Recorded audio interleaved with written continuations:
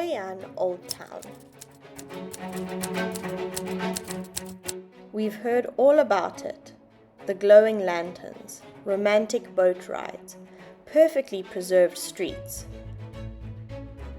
But is it really as magical as it looks online?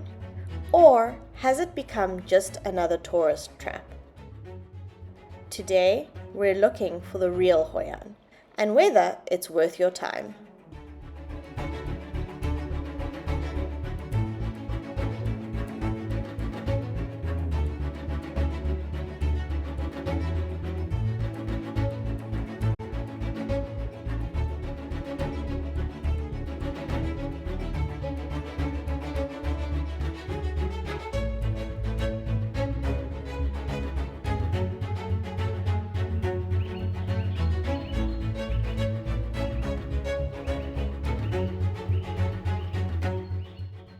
Hey guys, today we are in Hoi An, a city that has been known to be an important part of Vietnam's history and is regarded as one of the most beautiful cities in Vietnam today. So today we're going to spend the day walking around the old town and see if it truly lives up to its hype.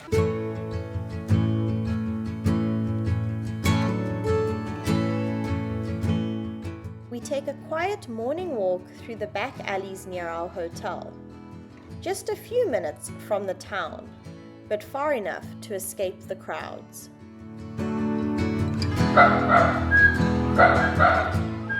A local craftsman begins his day shaping clay figurines, while his kids squeeze in a game before school. The streets of Hoi An slowly come alive. Vendors set up their stalls. Temple bells echo in the distance, and the air smells like fresh flowers and breakfast noodles.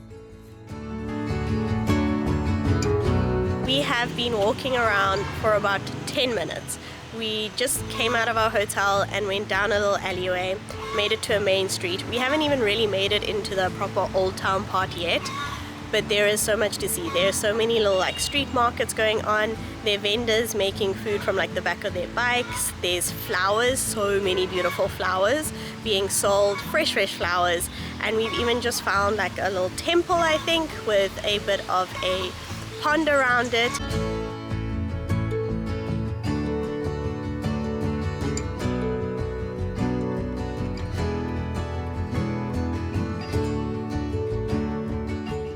One thing to keep in mind is that the best time to explore before the crowds is between 6 and 9 a.m.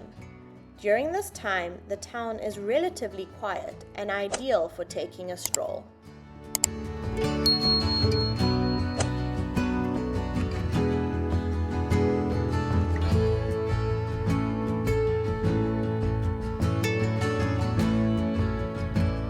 To walk around the ancient town in Hoi An, you don't technically need to have a ticket. So you can walk around the town and go into the shops, walk along the river without a ticket. But if you would like to go into some of the temples or the museums, they do ask you to show your ticket. And then this ticket, it gives you access to everything. So it's 120,000 for basically all of the temples, all of the museums within the ancient town. So it's actually not that expensive if you think about the amount of museums and temples that you can get access to. I do think it is worth actually just buying the ticket.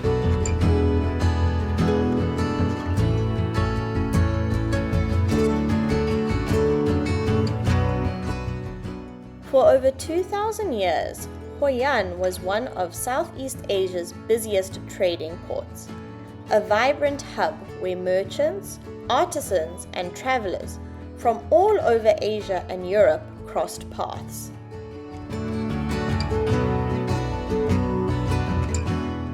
Declared a UNESCO World Heritage Site in 1999, the government has done a remarkable job in preserving its original architecture and layout.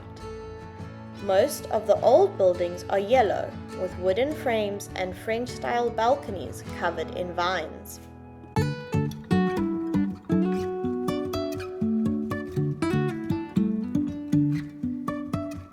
So Hoi An Old Town is a walking and cycling only town, which makes it very pleasant to walk around. There's lots of space, there's not a lot of traffic, and you can really enjoy all the beautiful buildings without worrying about getting hit by a scooter or a car. So it's been one of the major perks about walking around the old town.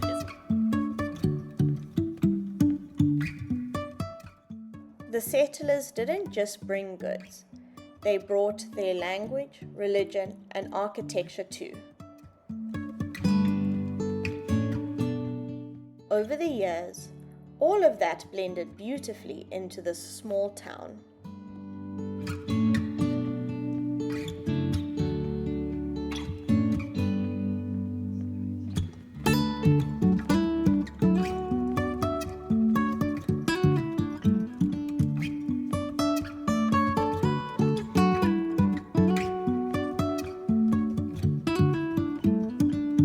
There are a variety of Chinese temples in the old town as well.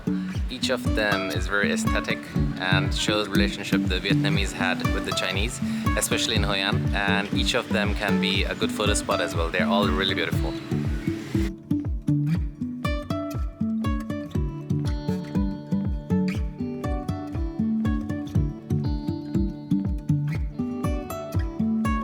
Behind me right now is one of the most popular things to see in Hoi An, ancient town, which is the Japanese bridge. This bridge was built by the Japanese to show friendship with the Chinese side, which lived on the other side of the river.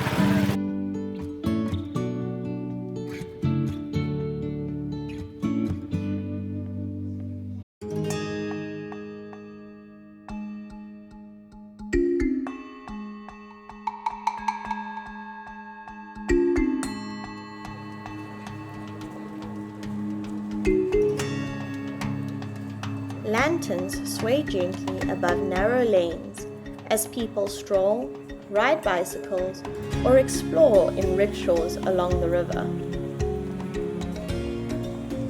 Once, ships arrived here from as far as the Middle East. Now, smaller boats carry tourists along the same waters.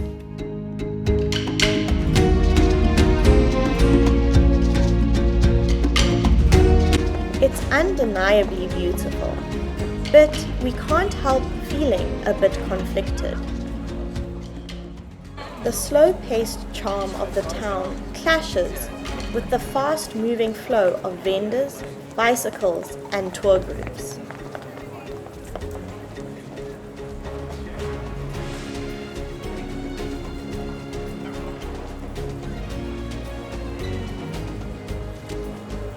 The old town is quite touristy.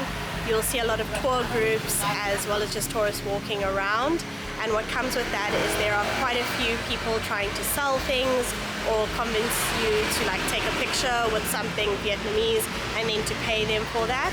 So it's a little bit annoying, but you can also understand why it's so touristy, because the whole town is basically this yellow and has these wooden doors, so it's very picturesque and very aesthetic. But it's maybe just something to keep in mind when you come here, is to be aware that it is a very tourist location.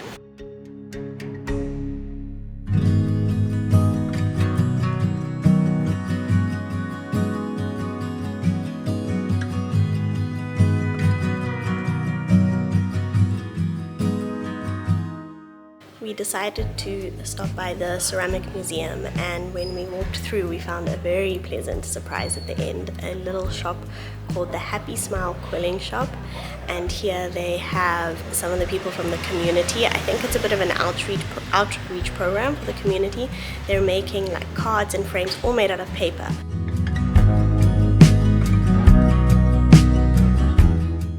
Ken and Mary, and now I want to show you how I made the postcard. You look at me, please.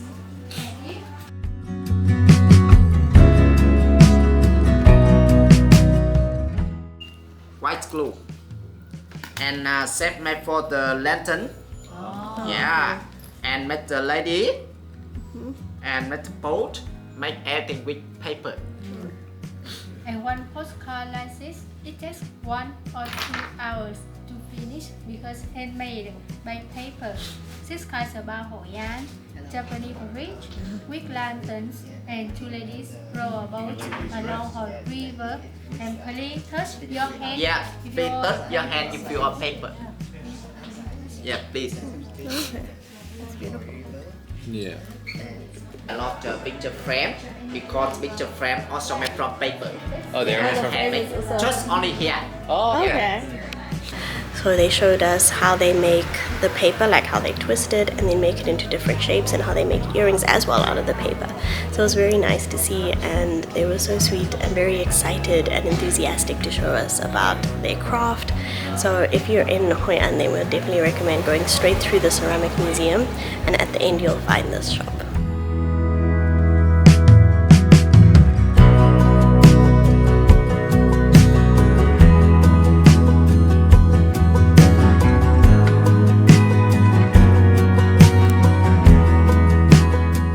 So what we have noticed while walking around the old town is that they have done a very good job of preserving all this heritage. So there are a variety of museums that you can enter here, and they are all very detailed and show great stories about their tradition and culture and what happened in their history. So that was quite nice to see.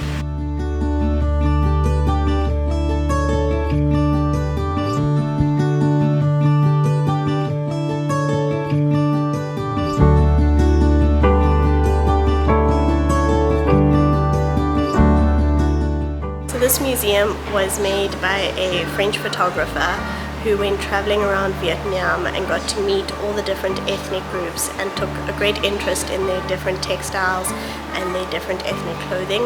And through that he has taken pictures and also been able to get some of their ethnic clothing, and has created this museum as a place to educate not only foreigners but also other Vietnamese people who may not be able to travel to some of these very remote areas. So also to give them an idea of the rich culture and history in their own countries. So as you can see behind me, they have a photo of one of the ladies in her ethnic clothing, and then he also has lots of mannequins that have the ethnic clothing on them as well.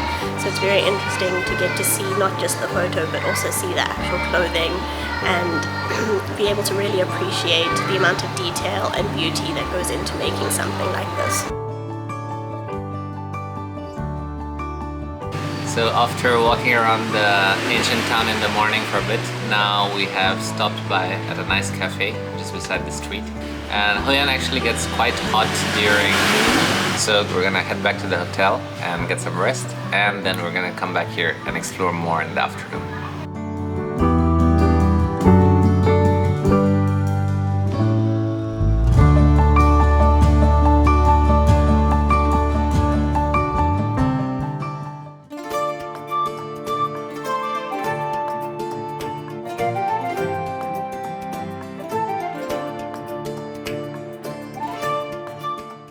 After a much-needed rest, we head back out to explore in the evening.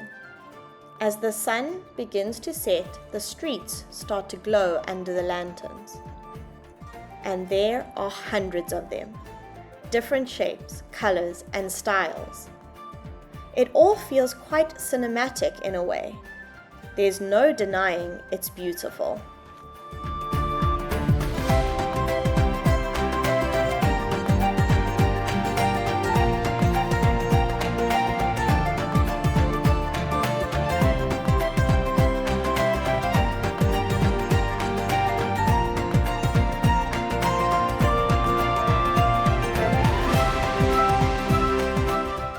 That said, after soaking in the lantern-lit streets, it's hard to find more authentic local culture to experience at night.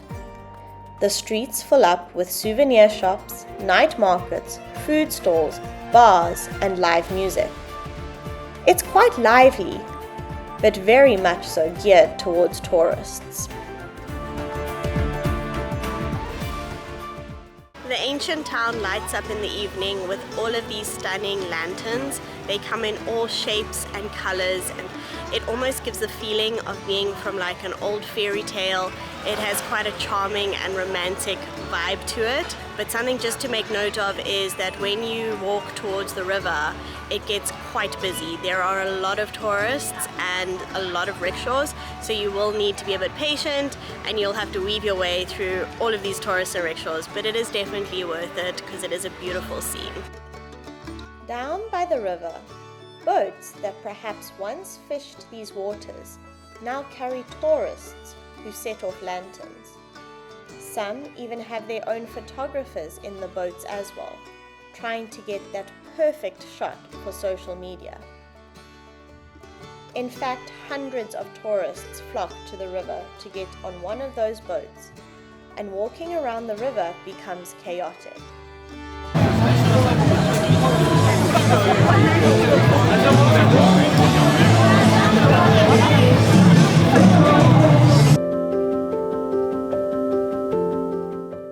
It's a lot to take in, and while the scene is charming, it does feel more like a show than a slice of local life. It does get quite crowded early in the evening, but we are here out a little late, so we're gonna go and try to get ourselves a lantern boat next. So over here I have a lantern with a candle in it, so it's a floating lantern. And what you do is you make a wish for your relatives or your ancestors, and then you let it float down the river.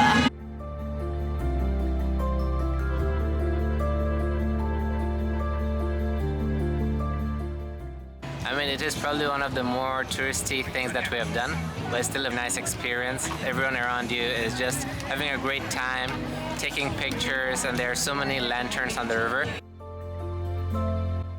Hoi An Old Town is a bit of both worlds. Beautiful, but also full of crowds and shops. There's a real history here, but at times it does feel commercial. This can make it seem less authentic and personal. And honestly, that's okay. That's part of traveling. It teaches you to notice what feels genuine, to appreciate what resonates with you, and accept that not everything will. So how would we rate the city of Hoi An? We would say that it has a unique charm to it. We know that many tourists do stay here for quite a long time, and we can totally understand why. It is definitely one of Vietnam's more tourist-friendly cities. On the flip side, we did find it quite touristy though. We didn't really care about it that much, and you could definitely stop by here if you're traveling through Vietnam, as it does have a very interesting and well-preserved history. It's our final morning in our Vietnam trip. After weeks of moving, filming, and absorbing, we finally stop to do nothing. Just reflect and reminisce. We've had so many different, interesting moments. They've been beautiful, quiet, exciting, chaotic, but all of them will stay with us in our memories in their own way.